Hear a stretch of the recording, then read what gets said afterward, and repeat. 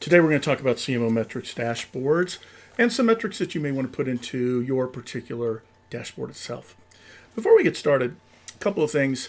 A dashboard provides you fact versus opinion, so they're critical that you have these when you go into meetings with constituents, with your bosses, all sorts of other things. 2, keep it to the who, what, where, when, and how. Very simple. It allows you to focus.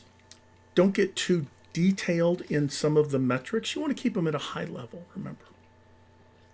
Also, when you're creating your metrics dashboard, you want to make sure that the calculations that you're putting in place have been agreed upon by key areas of the company. So for instance, finance, lifetime value.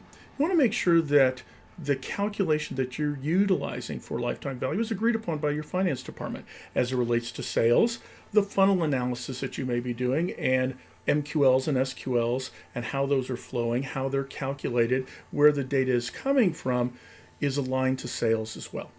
Okay, a couple of things that you may want to think about putting into your CMO dashboard. First of all, rolling annual recurring revenue for current customers, new customers, and those customers that have attrited out of your company.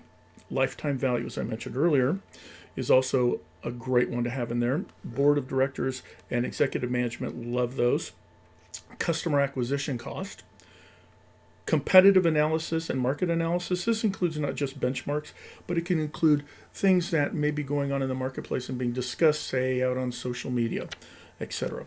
The channel, where are your customers coming in from? What channels are they utilizing?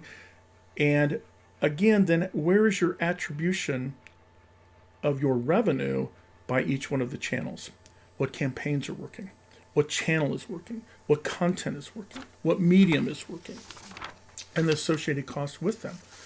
And then, of course, the funnel analysis from the top of the funnel all the way down to the buying process and everything in between. So how many MQLs were generated?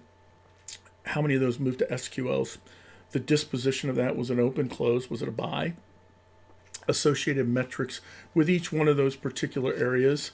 And then the velocity of how fast the revenue comes from at the top of the funnel all the way down to the bottom. How fast does a customer get from one area to the other? Also, working versus non-working revenue. I always like to take a look at, and I recommend people to take a look at that, being that your entire budget of, say, $100, right? How much of that is working to go into the marketplace to generate sales? So for instance, how much of it's being spent on paid search? How much is it being spent on digital advertising, email programs, content, et cetera, et cetera? Because those are the things that are working in the marketplace to generate. Non-working traditionally is headcount and those types of things. So understanding that and understanding how much money you're putting in the market is also key. It shows good balance of funds and allows you to really look at things a little bit differently than what you've looked at them before. And finally, the last one is really the consolidated, how much revenue has marketing brought in? Simple, to the point, makes it easy for everybody to see. Hope this helps, guys. I know there's a lot more metrics that you can put into them again, but I like to keep them to the top level. Take care. Bye.